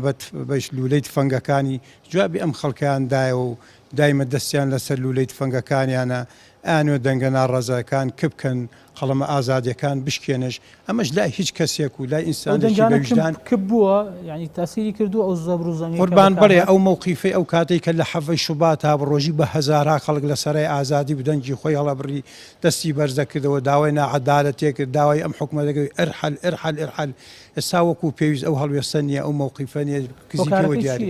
لە کاتێکە دۆخەکە قورستر بووە لەسەر خەڵک دۆخەکە زۆر قورستریش بوو ئەوە خەڵک ئێستا مووقیفی باشتر مووقیفی باشتر بووە چاکتر بووە تەماشاکە ئەم دەسەڵاتە لە کوردستانە هیچ دام و دەستگایەک نییە کە نای حکوومەتی هەرێم بێ و شەرعێتی هەبێ و بتوانێت وڵات با بەڕێ و ئاش بەتاڵ کراوە بە هەموو دام و دەستگاکان بە قوتابخانەکان بە مامۆستاکان بە فەرمانبەران بە جامیعەکان بە هیچ شتێک لە سنووری خۆیانەما و لە سنووری لایداوە بەڵام بەداخەو خەڵکەکە ئەو مووقیفەی نییە و مستەوای نییە دەنگە ناڕەزایەکان خەڵک دەستی داشتووە لەو دەسەڵات و حکوومەتە کاتێک کە تۆڵی بە جۆرە لە جۆرەکان ئاش بەتاڵی ئیداری کردووە قوربان دەسەڵاتەکە جی ئەتیبار نییە مووقیفی نەما و مستەوای نەما خەڵک وجودی بۆ دانەوە هیچ عبیرێکیشی بۆ ناکات قەزێ ئەوەیە دەست خۆش بێ سپاس بۆ بەڕێزت بەڕێستان ئەگەر جەنابەت کاک ئەحمەد کاشە فەرموو ئەگەر پرسیار بکەم ئایا تۆ وەکو ئەو پرسیارەی لە بەڕێزانم کرد بۆ تۆیشی بکەم زانم تۆ ئەو وەڵامە لای تۆ چییە لە کاتێکە پێشتر لە 2011 ئەگەر خەڵکی لە کاتی خۆیان موچەی پێدرا موچە خۆران بەگشتی و پێشینەکانی خانوبەرە و قەرزی گەنجان ومانە هەر هەبوون خەڵک وەکو باس کرا تا ڕادەیەک دڵی خۆش بە هەرێمی کوردستانە گەڕاوە بەڵام ئێستا ئەو هەموو خەڵکە بەرەو دەرەوە ڕۆیەوە بەپێی ئامارێک لە 75 جوانیش کە ڕۆیشتون گەنجن خەڵکێک زۆر ناومێت بۆ لە هەرێمی کوردستان لە بارودۆخی سیاسی ئەوەتە پەرلەمان پەگەخرێت ینی حکوومەت ئفلیجەکرێت نایاسایی بە جۆرێک لە جۆرەکان شەرعەتی پێدرێت یعنی ئەمە دۆخێکە کە ئێسەی تێداین ئەو کاتش بەو شێوەیە وەکو ئێستا نەبوو ئەمە بۆچی گێڕێتەوە ڕێزە زۆر سپاس دەکەم طبعاً ئێمە ئەوەی کە لەم تەمەنی منابوو بێت لە وەختەیە ئەسکەریشی کردووە یان فیراری کردووە یان پێشمەرگایەتی کردووە ئێوە گەنجن لە زڕوفی ئەمە نازانن طبعاً من لەگەڵ مەجموعەیە کوردە لە بەسڕا ئەسکەر بوون قبوڵمان نەبوو ئەسکەری یەکێ بین کە دژی میلێتەکەمان بێت پێنجشەممە و جومعەیەک هاتین لە سعدیە لە سەیتەرەی سعدیە ژیراین تهمەکەمان چی بوو لهروبهم إلى جانب العصاة محکەمەکەمان بەس ئەوە مابوو محکەمەی سەورە تەنفیز کرێت ئیعدام کردین ئێمە لەبەر ئەوەی ئێمە ڕامان کردو بۆ ناو پێشمەرگە زۆر بە خۆشحاڵیشەوە قبوڵمان بوو ئەو شتە بەس دوای ئەوەی کە ئەحمەد حەسەن بەکر هاتوو عەفوات دەرچوو دوای 8 مانگ و 21 ڕۆژ ئینجا من لە ستن دەرچووم هەر پێم خۆش بوو هەموو شتێکم پێی بەس لەبەر ئەوەی نییە ئاسوەیەکە بوو ئەموو یەکێک هەیە لەو دی ئەو شاخانەوە کە دیفاع لە منەکە دیفاع لە شەرەفی ئەو کوردە ئەکات ئەو ئاسۆیە بوو بە دەسەڵات دواتر لە حکومەتە بەرجەستە بوو بەداخەوە من نەمزانی ئەو ئاسۆیە ئەو دەسەڵاتی کێتە ئەم دیۆ چاوی لێیە کە لەم عەرزەیە لەم خاکەیە نەوت هەیە نەک میلەتێکی ڕەش و ڕوود کە دیفاعی لەو کردووە بۆ ئەو نەوتە هاتۆتە ئێرە بۆ ئەو سامانە هاتۆتە ئەم وڵاتە و دیفاعکردن نییە لەم وڵاتە ئەژینا گەنجێک سەر شەقام داوای حەقێکەکە داوای چاکسازیەکەکە داوای میلەت دایم نییە چاودێرە بەسەر حکومەتەوە ئەگەر حکومەت بەخۆی بزانێت بەس بەداخەوە من ئێستا ئەمانەی کە ئەبینم خۆیە بە ئیجەیە زۆر شتێکی احتیادیە قبوڵی نییە هەناسە هەڵمژێ لەگەڵ ئەم دیکتاتۆرانەیە قبوڵی نییە هیچ شتێ بکات چونکە نییە ئێمە ژیانی گەنجیشمان پەوتە ژیانی پیریشمان ئەوەتە بە جەرگ سوتاوی بەدەسەر بە فیراری و بە دەربەدەری و ئەنفال و کیمیاباران و هەمومان قبوڵ کرد بۆی بەس کورد بژی بۆی ئەوانەی ئەو دوو شاخەکە بێنە ئەم دیوە ڕۆژێک نییە حکمڕانی ڕۆڵەکانمان بن نەمانزانی ئەبن بە بکوژی ڕۆڵەکان من بەداخەوە ئەوساگەر بگەڕم و لای بەڕێزت ئەو کاتێک کە سێلایانی ئۆپۆسیۆن هەبوو لە دوایەوەی کە خۆپیشاندانەکان کۆتایی پێهات بەشێک لە داواکانی خەڵک و جەماوەری خۆپیشاندەریان لە چەند پاکێجێکا کۆ کردەوە و ئاراستەی دەسەڵاتیان کرد کە جێبەجێ بکرێت ئەم پاکێجانە بە جۆرە لە جۆرەکان هەرچەند دەسەڵاتی ئەو کاتە پێی باش بوو ینی شتێک نەبوو کە لە هینا نەبێت بەڵکو لە قازانجی کۆی پرۆسی سیاسی و ئیداریا و لە هەرێمی کوردستان بەڵام دوجار نازام ئەو بابەتە بەکوێگەیەکە دوجار دوایش پرسیار لە ناسخانیش بکەین لەسەر ئەو بابەتە بەڵام ئەوە تەنها بۆ کات بەڕێکردن نەبوو بۆی کە شتێکی وا جێبەجێ نەکرا لە دوجار کە خەڵک ئەنجامەکەی ببینێت لە چاکسازی گشتیە من سەرمەشم بەوە کرد کە دەسەڵات لە ڕێگای کردەوەکانی خۆیەوە ناشینەکانی خۆی بەیانەکە و خەڵکیش لە ڕێگای خەباتی مەدەنیەوە جوانەکانی خۆی ئەگەم لا حەزە بکەی ینی نازانم وەکو سەحەفیەک هەموو بەڕێزانی کە سوکاری شەیدانی حەڤەی شوبات ڕۆژاین دوایی لە ئێستاشە ئەم قسەکانی ئەمڕۆیان و قسەکانی ڕابردووشیان ینی هەمووی دەرخەری حاڵەتێکی زۆر زۆر گرنگە ئەمانە کە سوکاری شەهیدن ئەمانە باوکو دایکی شەهیدن ئەمانە جەرگیان سوتاوە ئەمانە دڵیان تەنگە بەڵام زۆر خۆشیارترن لە نخبەی دەسەڵاتدار زۆر نیشتیمان پەروەرترن زۆر زیاتر لەوان بە تەنگ ئایندە و ئێستای ئەو میلەتەوە دێن ینی ئەو مەسلەیەکی زۆر گرنگەوە نەبێ باین بەریگرین ینی ئەوانە داوای جێبەجێکردنی یاساکەن لە کاتێکا مەفروسە حکوومەت داوای جێبەجێکردنی یاسا بکە چونکە ئەساسان ئیشی حکوومەت هیچ نیێجگە لە جێبەجێکردنی یاسا بەڵام کە سوکاری شەهید و بەو هۆشیاریشەوە کە قسەکان من بۆ خۆم لە ڕاستیا پێم خۆشە هەموو وەختەکەی من بۆ ئەوان بێت چکە زۆر لە من باشتر قساکەن لە ئێوەمانان باشتر قساکەن ئەوە مەسلەیەکی زۆر زۆر گرنگە کاک یاعقوب وەکو چۆن ینی دەسەڵات هەمیشە هەوڵیەوە دات کە خۆی ناشرینە هەمیشە هەوڵیەوەدا خەڵکیش ناشرین کە بۆی ناشرینەکانی خۆشی بشارێتەوە بە هەمان شێوە ئەحزابی دەسەڵاتدار یەکێتی و پارتی بە تایبەتی ینی کاتێک کە ڕازی بوون بە پاکێجی ئەحزابی وەکو ئۆپۆزیسیۆن لە پێنا ئەویان نەبوو کە ئەم پاکێجانە جێبەجێکەن بە پێچەوانەوە لە پێنا ئەوە بوون کە ئەم حیزبانەی ئۆپۆزیسیۆن خۆیان ناشرین بکەن چونکە ئەمە استراتیژی هەموو دەسەڵاتێکی ناشرینە کە ئێبێ خەڵکی شێوازێک ینی بیانێنە ناو حکوومەتەوە بەڵام پێم وایە ئەوە مەسەرە بێ بووە بەڵێ من ئێستا بووە کەم تا زۆر باڵێ کاریگەری هەیە و ئەبێ هۆشیاریمان بەوە هەبێ و من پێم وایە ئەو هەڵەیە کە ئۆپۆزیسیۆن تێکەوت یەک مەسەلەیە ئیشەوەیە کە ئۆپۆزیسیۆن یان بەشێک لە ئۆپۆزیسیۆن جیاوازیان ناکرد لە نێوان حکوومەت و دەسەڵات شتێکە و حکوومەت شتێکی ترە ئۆپۆزیسیۆن بە تەنها لە حکوومەتە بەشداریان کرد چوار وەزیری هەیە ئەوان ئەو ئیدراکیان نەبوو بەڕێیتۆ ئەوان ئەو ئیدراکیان نەبوو کە چوو بیانێ بەشداری کرد ڕەنگە وەکو پێویست نەبوو بێ لە ڕاستە ڕەنگە وەکو پێویست نەبوو بێ هەچەنەوە کرێت لە خۆیان پرسیایان هۆشیاریان هەبوو یان نەیان بووە ڕەنگە بە ئامانجێکی تر ئەمەیان کرد بۆی کاک نزار باسی کرد کاک شێخ زاهیر باسی کرد ینی بە ئامانجیەوەی کە وەکە ینی ئەمە چەند ساڵە ئۆپۆزیسیۆنین بە وەسیلەی تریش بگرنە بەر بەڵام لە ڕاستە بوو نەفەسیان درێژتر بووایە و ئەبوایە هۆشیاریان بەوە هەبوایە کە دەسەڵات شتێکە و حکوومەت شتێکی ترە لێرەوە لە ڕاستیا حکوومەت هیچ نییە گەجگە لە سەدایەکی دەسەڵات ینی مجرد یعنی ئەو نیە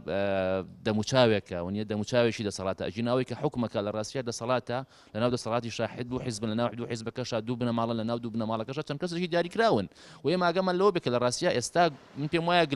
زوڵمی شەکەین گلەیەکەین لە یەشێتی وەکو حیزب لە پارتی وەکو حیزب لە ڕاستیا ئێستاوی کە حکومەکە نەیەشێتیە نەپارتیە کۆمەڵی خەڵکی دیاریکراون و چەندێک زوڵم لە ئێماکەن ڕەنگە ئەو نەک ڕەنگە ینی ئەو نەش زوڵمەکەن لە ئەندامەکانی خۆشیان لە جەماوەری خۆشیان و ئەمە چکە بۆچی چکە لە بەری زەڵم لە ڕاستیا کە هەبوو سنووری نییە وەکو خوێ چێشت وایە بە هەموو جوگرافیای چێشتەکەی بڵاو بێت وەکو تۆز وایە ڕاتە هەموو کونجێکی هەموو ماڵێکەوە هەموو شوێنێکەوە مەبەستمەوەیە لە ڕاستیا کە نەیانتوانی و ئەم پاکێجانە جێبەجەکەن لە بەرەوەی کە ئەمانە دەسەڵاتیان بەدەست نییە حکوومەتیان یانی نەک حکوومەتیشیان بەدەستە چەند وەزارەتێکیان هەیە چەند پۆستێکی دیاریکراویان هەیە ئەم پۆستانە لە ڕاستیا هەم بۆ ئۆپۆزیسیۆن هەم بۆ یەکێتیەکان و پارتیەکانیش لە ڕاستیا هیچ نین جگە لەوەی کە ئەمانە قسەکە لەسەر ئەوەیە کە ئێمە ینی بۆ ڕەنگە بڕینەوە بەسەر نتیجەی خۆپیشاندانەکانی حەڤەی شوبات و وانی ڕابردووش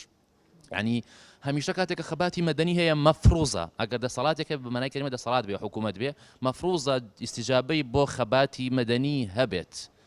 لە پێناو دووشتا یەکەم لە پێناوەوەی کە ئەم خەباتە مەدەنیە تەحویل نەبێ بۆ خەباتێکی عنفەوی تونوتیش چکە هەمیشە وایە ینی تۆ دوو زۆر خەبات هەیە یان مەدەنی یان تونوتیژی کاتێککە تۆ ئیستیجابەت نییە بۆ خەباتکاری مەدەنی خەڵک پێخۆش بێ یان پێی ناخۆش بێ پەناباتە بەرەوە ئەمڕۆیان سبەی من نازانم بکەیە ئەمە یەکەم دووەم کاتێککە ئیستیجابە نەبوو کۆمەڵگا لە حکوومەت لە دەسەڵات دابڕێ کە دابڕە هەموو دابڕانەکی دەسەڵات لە حکوومەت سەرەتای ئاوابوونیەتی کاکشێخ زۆر جوان باسی کرد بەڕاستی باسی ئەم مەسلەی کرد کە یعنی تۆ کاتێک کاک حاجی عەلیش بە هەمان شێوە یعنی کە ئێستا خەڵک خۆ پیشاندان ناکا خەباتی مەدەنی ناکە یانەوەکو سەردەمی حافظ شوبات خەڵک گەرمتر نییە لە ڕاستیە ئەمە ڕەبتی بەوە نییە خەڵکی ئەمە هۆشیار نییە و خەڵکی ئەمە هەست بە زوڵم ناکە و خەڵکی ئەمە ئازانیە نا ڕەبتی زۆرتر ڕەبتی بەوە هەیە کە خەڵکی ئێمە ئیعتیبار بۆ سوڵتەدانانێ بە شایستەی ئەوەی نازانێت کە خەباتی مەدەنی دژ بکە بیرمان نەچێ بێنەوە پێش خۆت یعنی ئەم پیاوانە هەمویان تەمەنیان لە من زیاترە ئەگەر تۆ لە سەردەمی حیزبی بەعسا خەباتی مەدەنی بکردای خەڵک گاڵتەی پێ کردی بۆ چکە ئەم دەسەڵاتە شایستەی ئەوە نیە تۆ لە بەرامبەر یا خەباتی مەدەنی بکەیت دەستخۆش زۆر خەباتی مەدەنی ناکە ڕاستیان ڕەبتی بۆ هەیە کە حساب بۆ حکومەتەن دەستخۆش بێ ناسی خان جەلان تا پەرلەمانتارێکی پێشوو کاتە لە پەرلەمان هەر ئەو پرسیاژ لە تۆ بکەمەوە پرۆژە چاکسازیەکان بەکوێ گەیشتن ینی 2000 بوو بە بەرهەمێک کە خەڵک بیچنێتەوە یان لەکوێدا وەستاوەتەوە من حەزەکەم ئەوە بڵێم کە ئەو حەڤەی شوبات کۆبوونەوەیەکی نەئاسایی گەرم و گوڕی بە پەرلەمان دروست کرد یعنی نەتیجەی ئەو خۆ پیشاندانە بوو 23 لە سەعات 11 پەرلەمان لە کۆبوونەوە بۆ حتا سەعات 2 شەو ئەو کۆبوونەوەیە بوو کە بڕیاری ژمارەیەکی لێ دەرچوو بڕیارێک بە حەڤە خاڵ کە حەڤە خاڵی تیا بوو حەڤە خاڵی زۆر جەوهەری گرنگ بەڵام مع الأسف دوایی نەخرایەنە وەقایع یعنی ئەوە چەند جار تەکیدمان لێ کردەوە بۆنە چکە هەر بڕیارێک هەر یاسایەک نەچێتە وەقایع ناچێتە بواری جێبەجێکردن بەڵام بەرحاڵ ئەو کۆبوونەوەیە ئەو کۆبوونەی لێکرا لیژنە دروستکرا بڕوا بۆ ناو خۆپیشاندانەکان لەوێ لەگەڵ خۆپیشاندەرانە دانیشێ پرۆژەیەکی چاکسازی ئامادەکرێت کە دوای پاکێجەکانی لێ دەرچوو ئەم پرۆژەیە لە نەیتیجەی چەند لیژنەیەکەوە هەموو لیژنەکان کۆبوونەوە بەیەکەوە یەک پرۆژە گەڵاڵە کرا لە خلالی 2 مانگە اینجا هەر نەتیجەی خۆپیشاندانەکان بوو سەرۆکی حکوومەت و ئەنجومەنی وەزیران هێنرایە پەرلەمان و لێپرسینەوەی لەگەڵ کرا وەزیری پێشمەرگە و وەزیری ناوخۆ کە ئەمانە سەرۆکی ئەنجومەنی وەزیران 90 پرسیاری ئاراستە کرا کە ئەمانە هەمووی یعنی جۆرێک لە سیقە و متمانەی ئەدا بە خۆپیشاندەران هەستیانە کرد تەئسیراتی ئەوانە کە ئەبێتە هۆی ئەوەی کە حکوومەت و پەرلەمان حکوومەت بانکە و وەزیرەکان بانکە و ئەو پرسیارانی ئەوان هیانە سەر شەقام لەوان بکرێ و تا ڕادێکی باش پاکێجەکانیش بوویە هۆکار بەڵام کە دوایی هەڵبژاردننیکی تر کراوە بەرە ئەو ڕۆشتینکە ئەم سێلایانی کە لە ئۆپۆزیسیۆن نبووین پێمان وابوو مادام لە ئۆپۆزیسیۆنە ژمارەمان دوای دەنگەکانیش کە هێنامان ژمارەمان هەر ئەوەنە نییە و ئەگەر ئۆپۆزیسیۆن بین هەروکو خولی پێشوو لەوە ئەچێ زیاترمان پێ نەکرێ بەڵام بچینە ناو حکومەت ئەتوانین لێەوە چاکسازی بکەین بۆیە هەمووی کە چووە ناو حکومەت دواتریش ئەم هەموو قەیرانانەی تر ئەوە بەدەر لە قەیرانە کەڵەکە بۆکان دابەزینی نرخی نەوت و بوونی ڕێکخراوی تیرۆریستی داعش و ئاڵۆزگایەکانی قلیمی چواردەور هەموو ئەمانە لە دوایەوە بەڵێ لەگەڵتم تۆواز بێنە لەوەی کە دوای ئەوەی گەشتە ئەوەی قەیرانی سیاسی گەورە دروست بێ ئێستا نەیەوێ قەیرانە سیاسەکە حەل بێ بۆی ئەو داهاتە چۆن ئەو سا تۆزەکەشی دەرەکە و تۆزە شەر دەرنەکەی ئەمە لە هیچ وڵاتیشیان نمونەی هەیە ینی تۆ قەیرانێکی ناوخۆیی سیاسی کە پێویستی بە تەوافق و گەشتنە ئەنجامی ئەم لایەنانەیە چەند ساڵە درێژە پێشەیە ئێمە مشکلەیەکمان هەیە ئیژەوەیە دەوڵەتداری ناکەین ئێمە حکوومەتێکی مؤسساتی نین کاتێک کە وەزیرێک وەرەگری فقط وەزیرەکە وەرەگری ئەوی تر مؤسسات نییە هەر یەکێکی هەر حیزبی تەرتیب کراین پێشتر خەڵکی پێڕازی کراوە بە لایەنەکانی ترکاتە کە ئۆپۆزیسیۆن چۆتە ناو حکوومەت چەند پۆستێکی بەسیتی وەرگرتو ئەوی تری وکو دەوڵە عمیقە بۆ ناوەوە هەر تەعین کراوەکانی کاتی خۆی یەکێتی و پارتین کە بەبێ کەفاعەت زۆرینەی نە هەمووی زۆرینەی بەبێ کەفاعەت بۆ ڕازیکردن و کڕینی دەنگیان تەعین کراوە لە بەرەوە سێرەکی ئەو وەزارەتانش کە وەرگیراوەکو پێویستە سەڵاتیان نەخۆش بێ سوازە بەڕێزت کاک نەزار پرسیارم لە بەڕێزت ئەوە بێ بۆچی هەمیشە لە هەرێمی کوردستانی خۆمان هەر لە 2011ەوە کە بە سەرەتای ناڕزاتی جەماوەریەکان بە شێوەیەکی مەدەنی دائەنرێت بڵین بەو شێوە کە هەڵچەند پێشترش هەوە بەس بەو شێوە بەرفراوانی و گشتیە تا ڕادەیەک بۆچی ینی بەشێک لە هەرێمی کوردستان ئەگرێتەوە ینی زۆنێک ئەگرێتەوە زۆنەکەی ناگرێتەوە ئەمە بۆ چیە گەڕێتەوە بۆ هۆشیاری خەڵکەکەی گەڕێتەوە لێرە هەیە و لە شوێنەتر نەبێ یان پەیوەندی بە دەسەڵات و سوڵتەوە هەیە لێرە جیایە و لەوێ شێوازێکی کەیە بەرەنگاری بوونەوەی ئەو دوو هێزە بۆ خەباتی مەدەنی جیاوازە چییە بە من حەزم کرد قسەیەکی ترکە بەڵام پێشەوەی قسەی خۆم کەم بە وەڵامی و پرسیارە بەمەوە بەشێکی کوردستان کە خۆپشاندان ئەگرێتەوە بەشێکی تر ناگرێتەوە بە ڕوونی باسی بکەین هەموو کاتێک گەرمیان و ناوچەی سلێمانی خۆپشاندان ئەگرێتەوە لای هەولێر نایگرێتەوە جار لە منطقەی هەولێریشا خۆپشاندان بووە لە زاخۆ و لە سۆران و لەمانە شەر خۆپشاندان بووە یانەوە نییە بڵین ناوچەیەکی بێدەنگە لە هیچ شوێنەکە کە زوڵمە بوو کە دەرزیەکان پیاکردی هەر بێ بڵێ قابلە چیەڵێ لە هەموو دنیای ئەمە وایە بام ئەو زوڵم و زۆرداری و سەرکوتکردنە کە تا ڕادەیەک هەیە ئەمە هۆکارێکێتی هۆکارێکی شتی بەڵێ ناوچەکە ناوچەی ئێرە هەمیشە سەردەستە هەمیشە پێشڕەوە هەمیشە ئەوە ئەم حیزبانی هێناوتە سەر ئەم ساحەیە کە ئێستا ئەو قسانە ئەکەن ئەی تۆش هەر لەم ناوچەیە دروست نەبوویت تۆش نەبووی ئاشبەتاڵە قوبوڵ نەبوو دروست بیتەوە بووە لەبەرەوەی خەڵکی ئەم ناوچەیە بووی ئێستاش خەڵکی ئەم ناوچەیە زۆر بە تەبیعی وەکو تووەکە ئەمەی قوبوڵ نییە ئەم مەهزەلەی قوبوڵ نییە کە ئێوە دروستان کردووە ئەم نەعەدالەتی قوبوڵ نییە و خەبا دەکا بەڵام هەموو سەرکوتکردنێکی ژمانەی بێدەنگکردن نییە مانای وایە نییە تەواو ئەو دیکتاتۆرە ڕازی بووە هیچ وڵاتێک لە تونس هێمنتر نەبوو کەچی هەرەوەنەی بن عزیزی خۆی سووتان یەکسەر لەولا بن عەلی تیاشوە یان لە ماوەی 15 ڕۆژە هین ڕۆی مبارەک ڕۆی وانە لەوێش لەوانەیە ئەو خۆپشاندانی کە بتەقێتەوە بە شێوەیەکی عنف تەقێتەوە چکۆ قسەی بیرمەندێکەیە ئەڵێ ئەگەر تۆ ویستێ کەسێک فکری دەربڕە لی گەڕێ بابێتە سەر ساحە با قسە بکە ئەگەر تۆ سەرکوتیکەی ئەو سەرکوت کردە ئەمێنێتەوە بەڵام لە پڕێکە لە شوێنێکە هەر ئەتەقێتەوە بە شێوەی عنف تەقێتەوە من پێم وایە لەوانەیە لە خۆپشاندان لە هەولێرە بە شێوەی عنف بتەقێتەوە لەوانەیە مامۆستایانی ئاینی بیتەقێنەوە لەوانەیە لە پەیوەندی بە ڕزایەتی خەڵکەوە نییە لێرە و لەوێ جیاوازی ئێمە هەر هەمان ئەگەر ستەم بێ ئەگەر ناویستم بێ لێرەش و لەوێ هەر یەک پێ دەڵم ئەو سەرکوتکاریە مەرج نییە ئەو نەعەدالەتی پۆشی بێت نەخێنەی پۆشیەوە بەڵام تاجیلی کردو بۆ ماوەیەک تاجیلی کرد بەڵام هەرە تەقێتەوە لە کاتێکی هینی خۆیان بێت بەڵام من حەزم کرد دوا پەیامی خۆم لەسەر ئەم مەسلەیە بەو حیزبانە بڵم کە سیاسە دەکەن سیاست بەبێ شەقام هیچ ناکرێت من قسێکی کاک محسین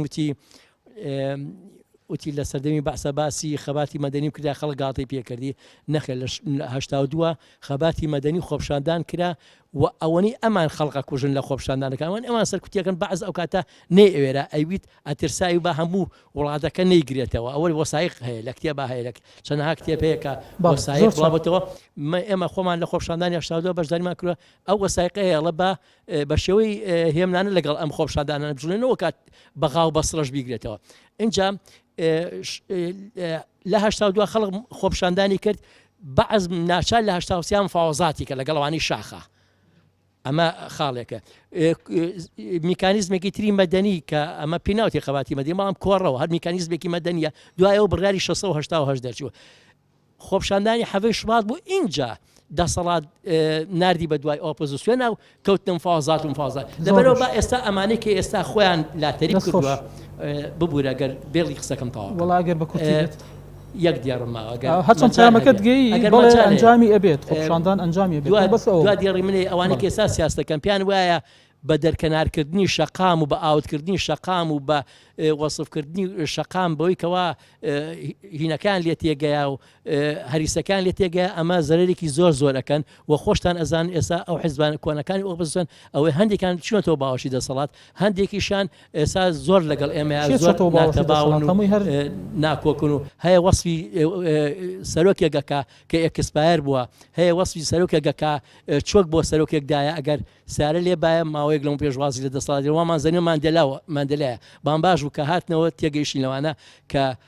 تۆ ڕخنت لەو حیزب ئۆپۆزیسیۆنی پێشڕخنم بێگومان ڕخنم لە هەندێکان هەیە و هەندێکان ڕخنی وەجییانەکەیتەوە بەڵێ بۆ جیانەکەیتەوە هەمیان هەر جاگە و سیاست جا دەکاتەوە خۆ ئەوانی کە بڵین هەندێک ئێستا بن بە ئۆپۆزیسیۆن لەوانەیە پێشتر دەسەڵاتدار بام ئەمە سیاستە سیاست هینەکەی بەو شێوەیە ئەچی دەسەڵات ئەچیتە ئۆپۆزیسیۆن ئەمە خۆی زوونەتی سیاستە بەڵام ونکردنی پەیام لەگەڵ خەڵقا خۆجیاکردنەوە لەگەڵ خەڵقا ئەوە ئینتیحاری سیاسیە زۆر باشە دەست خۆش ساز و بەڕێزت مامۆستا شاخەوان ئەرشی مامۆستای ئاینی چییە لە کاتێکە خەڵک ستەمی لێکرێت عەدالەتی بەرامبەر پەیڕەوە کرێت لە چیا خۆی بینێتەوە تەنانەت ئەوەیە کە ئەرچی خۆی لە میبەرەکانەوە بە جێ بگەێنێت و وەکو بە شێوەی ڕوونکردنەوە ئەگەر مەجای پێ بدرێت باسی بکات یان بە دەرلەوە ئەرکی و ڕۆڵەشتری لەسەرشان ئەبێت. طبعا ئەرکی مامۆستایانی ئاینی هەروەکو هەر تاکێکی تری کۆمەڵگا ئەرکی وشارکردنەوە و قسەکردن و زیاتر ئەوەی کە ئەیبینێ حەق و ڕاستیە بۆ خەڵکی بەیان کات ئەگەر نە مامۆستایانی ئاینی شتێکیان پێ نییە کە خارجی ئەو خەڵکی تر بێ بەڕاستی مامۆستایانی ئاینیەوەی کە پیانەکرا لەسەر مینبەرەکانە و مینبەرەکانیان کردبووە شوێنێک بۆ دیفاعکردن لە مەزڵومان بەڕاستی لە ئێستاشدا بۆیە ئێستا دەسەڵات ئەیەوێت مینبەرەکان زیاتر مامۆستایانی ئاینی بک بە ڕۆبۆرتێ بەڕاستی بک بە ڕۆبۆتێ ئەو تاریکە خۆی ئەینێرێ لە وەزارەتی و قافەوە بخوێنێتەوە ئەو ڕابردووی مامۆستایانی ئاینی دیفاعکردن لە مەزڵومان و قسەکردن بە زاڵم وای لە ئەم دەسەڵاتە کردو بەڕاستی ئێستا کە مامۆستایانی ئاینی بە شێوازێک لە شێوازەکان بێدەنکە بەڵام دیار ئێمە مامۆستایانی ئاینی هەموو مامۆستایانی بەڕێزی ئاینی ئەبێ ئەوە بزانن کە ئێمە کە میراتگیری پێغەمبەرین صلی الله عليه وسلم پێمانەوترێ میراتگیری پێغەمبەر و ئەبێ پێغەمبەری خوا چی کردو چۆن دیفاعی لە مەزڵوم کردووە هەر مەزڵوم هەر کەسێک بێ ئەگەر کەسێک مەزڵوم بێت لە تەل ئەبیب یەهودی بێ مامۆستایانی دیفاعی لێ بکە مەزڵوم مەسیحی بێ دیفاعی لێ بکە مسلمان بێ ئەولاترە بێ دیفاعی لێ بکە ئێمە لە وثیقەی مدینەیە وثیقەی ئەو وثیقەی کە پێغەمبەری خوا صلی الله عليه وسلم لە مدینە نووسی دەستوری مدینە لە بەندی 16 لە بەندی 35 لەوێ پێغەمبەری خوا عليه الصلاة والسلام نووسێتی وإن النصر للمظلوم بەم نەسە یعنی ئەو کەسێک کە مەزڵومە بێ سەر بخرێ بەڕاستی بۆیە مامۆستایانی ئاینی لە ڕابردووشدا هەر بەردەوام دیفاعیان لە مەزڵومان کردەوە لە ئێستاشدا هەر دیفاعەکەن لە مەزڵومان و مامۆستایانی ئاینی بۆ خۆیان بەشێکن لە مەزڵومان کاکە ئەم بەڕێزانەی کە سوکاری شەیدان کە لێرە دانیشتوونە خۆیان ئەزانن ئەم بەڕێزانەی کە لێرە دانیشتونە میوانەکانی جەنابەت ئەزانن مامۆستایانی ئاینی شەهید دەکرێن بەڕاستی لە بەردەمیان لەبەر قسە لەبەر هەڵوێستەکانیان ئەوانیش بەشێکن لەو سنفانێک کە زوڵمیان لێکراوە مامۆستایانی ئاینی بە دوورخستنەوەیان بە سووتاندنی ڕیشیان بەڕاستی بە هەر شێوازێک لە شێوازەکان کە خۆیان بیانەوێت زوڵمیان لێکن بەڵام ئێمە مامۆستایانی ئاینی ئێمە لەگەڵ ئەوەشدا کە قسە بە دەسەڵاتەکەین نەسیحەتی دەسەڵاتی شەکەین چۆن یعنی نەسیحەتی دەسەڵاتەکەین بۆی کە لەخوا بترسن لە ڕابردوودا ئەم هەموو دەسەڵاتدارە هەر هەموو ڕۆژ ئەگەر لەخوا بترسن ئەمە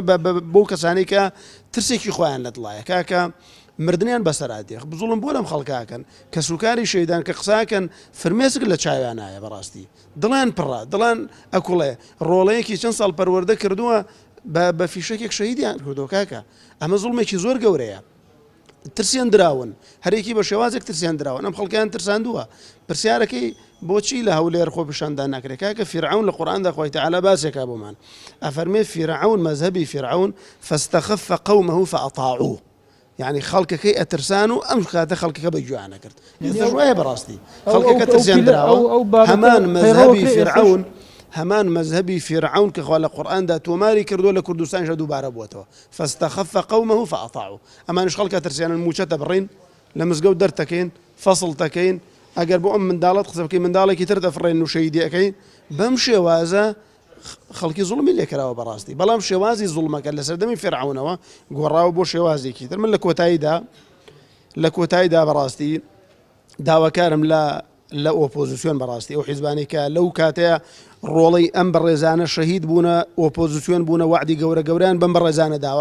داواکارم ئاگایان لە وعدەکەیان بێ بەڕاستی ئاگایان لەو وعدە بێ کە بم بەڕێزانەیان داوە ئەم بەڕێزانە بە ئومێدێکی زۆرەوە تەماشای هەر سێ حیزب بە ئۆپۆزیسیۆنەکەیان کردووە ئەبێ ئاگایان لەو پاکێجاتانە بێ ئەبێ ئاگایان لەوە ئەگەر بەڕاستی ئۆپۆزیسیۆن ئێستا وەفا بە وعدەکەیان نەکەن بەشێک ئەبن لەو زوڵمەی کە لەم بەڕێزانە کراوە ئەگەر بەگوێن مەرج نییە ئینسانێک هەر داوا کارێکی کرد بەگوێ بکەن بەڵام مەرجەوەی کە ئینسان قسە بکە ئینسان هەڵوێستی ئینسان هەڵوێستی بێ من باسی ڕابردووم نەکردو باسی داهاتووەکەم بەڕاستی ئەگەر ئۆپۆزیسیۆن بە شێوازێک لە شێوازەکان دەستبەرداری دیفاعکردن لەو مەزڵومانە بن لەو کەسانەی کە لە سەرای ئازادی و لە حەفدەی شوباتە لە هەموو شارەکان لە کەلار لە چەمچەماڵ لە گەرمیان لە هەڵەبجە لە سلەیمانی لە شوێنەکانی تر بریندار هەبووە شەهید هەبووە ئەم خوێنانە ئەگەر ئۆپۆزیسیۆن خاوەنی نەبێت کێ خاوەنێتی بەڕاستی ئەگەر ئۆپۆزیسیۆن دیفاعی لێ نەکە کێ دیفاعی لێ بکە خۆ دەسەڵاتێک نەماوە ئێستا دیفاع لە مەزڵوم بکە لە وڵاتە دەبۆیە خوێنی ئەو بەڕێزانە لە گردنی ئۆپۆزیسیۆنی ئەو کاتەدایە ئەبێ ئاگایان لێبێ وەفا بەو وعد و بەڵێنانە بکەن کە بم بەڕێزانیان زۆر باشە دەستان خۆش بێت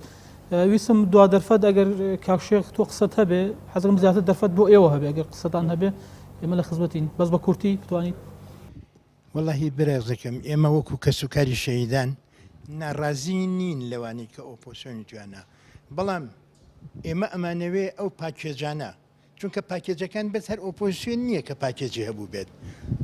دەسەڵاتی شەی بووە مەسعود بەرزانی کە بەناو سەرۆکی هێرێمە هەرچەنە من بە سەرۆکی خۆمی نازانم 4 خاڵی خۆی هەیە کە جێبەجێ نەکراوە 22 خاڵەکەی کە جێبەجێ نەکراوە بەڵام لە پەرلەمانی شاغەدرێکی زۆر لە ئێمە کراوە چونکە بەعزێک لەو بەیانی ژمارە 2 کە دەرچوو بۆ نەبرا بۆ مەسعود بەرزانی و بخرێتە وقایەی هەرێمی وقایەی کوردستانەوە و جێبەجێ بکرێ نەک ببرێ بۆ لیژنەی یاسایی چونکە لیژنەی یاسایی لیژنەیەکە کە پێک هاتووە لە پارتی بەس بەڕێزەکەم اینجا دوایەوەش ئێمە وەکو کەسوکاری شەهیدان بەڕاستی هەرچەنە ڕۆڵەکانمان شەهید کراوە بەڵام ئەمەنە سەربەرزین زۆر لەسەری سەرکردەکانی کورد سەربەرزترین دەستخۆش سپاس دەستان خۆش بێ سپاس بۆ بەڕێستان فەرموو ئەگەر دواپایانی خۆت بگەێنی وڵی هیچ پەیامێک نییە بیگەێنین ینی ئەم دەسەڵاتە وەفایان بۆ خۆیان نییە دەسەڵاتێک کە وەفای بۆ شەیدەکانی خۆی نەبێت ئەو دەسەڵاتی پارتی وێشێتی کە توجارەت لەگەڵ مەبەستانە فشارەتە دروست بکەن وەکو کەسبکاری قوربانیەکان بۆی کە هیچ نەبێ ئەو کەیسانی ئێوە بەرەو پێش بڕۆ ئیتر ئەگەر لە دەسەڵات بێ چ لەو ئۆپۆسیۆنانەی پێشوو بە کەیسە لە ئەوەش لە دەسەڵاتان بە جۆرەکان ئێمە بە هەمیشەی مەبەستمان ئەوەیە بەڵام پێم وانە هیچ شتێک بکرێت چکە دەسەڵاتی پارتی وێکێتی لێرەیە زۆر باڵادەستە دەسەڵاتێکی دیکتاتۆری بەڕاستی دەسەڵاتێکی خاین و خۆفرۆشن بە هەموو شێوەیەک دەستخۆش بێ وڵا بەبزانم بەڕێزانەگە قسەیان مابێت کۆتایی پێبێنین ئێمە وەکو خانەوادەی شەیدان بە حەقیقەت هیچ ئومێدێکمان بەم دەسەڵاتە نەماوە اعتیباریان لای ئێمە نەماوە هیچ وجودێکیان بۆ دانانین هەتا ماوین لەسەر پاشێزەکانی خۆمان لەسەر دۆسەکانی خۆمان بەردەوام ئەبین بە هیچ شێوەیەک سەروەت و سامان و دینار و دۆلار ناتوانێت تەنازول بە ئێمەگە سوڵح بە ئێمەکە ئێمە تەنها و تەنها تەقەکەرەکان و بکوژی ڕۆڵەکانمان ئەبێت تەسلیم بە دادگا بکرێن لە دادگایشی عادیلانە ئەو دەسەڵاتەی کە ئەم حکوومەتە ئەم یاسای دایناوە کە خۆی اعتیباری بۆ دانانێ وجودی بۆ دانانێ اعترافی پێ ناکا بە شێوەیەکی عادیلانە ئێمە دەسەڵاتەمان پێ قبول نییە یاساکەمان پێ قبولە بە شەرتەوەی تەقەکەرەکانمان تەسلیم بە دادگا بکەن و بە سزای عادیلانی خۆیان بگەن ئەگەر ئەم تەقەکەران تەسلیم بە دادگاکردن جارش کە ئەمانە دووبارە نابێتەوە بەس بە تەئکید تەسلیمیان ناکەن کاروانی شەیدانی حەڤەی شوبات بەردەوامەوە تا ڕۆژی دوای دەستان خۆش بێ سپاس بۆ بەڕێستان پێما بێ کاتی بەرنامەکەمان بەرەو کۆتاییگەی سپاس بۆ بەڕێستان جارێکی تر کە سوکای سەربەرزی شەیدانی حەڤەی شوبات و ڕۆژانی دواتر کە ئامادەی بەرنامەکە بوون و هەروها بەڕێزیشان کە وجودتان هەبوو لێرە بەرنامەکەتان دەوڵەمەند کرد سپاس بۆ بەڕێستان بەڕێزان بەم شێوەش دێنە کۆتایی بەرنامەی پرسی ئەم جارە کە تایبەت بوو بە لە پاش 6 ساڵ لە حەڤەی شوبات و ڕۆژانی دوایی بەراوردێک لەگەڵ ئێستادا لە هەرێمی کوردستان تا بەرنامە دەرفەتێکی تر بەخوای گەورەتان ئەسپێرین خواتان لەگەڵ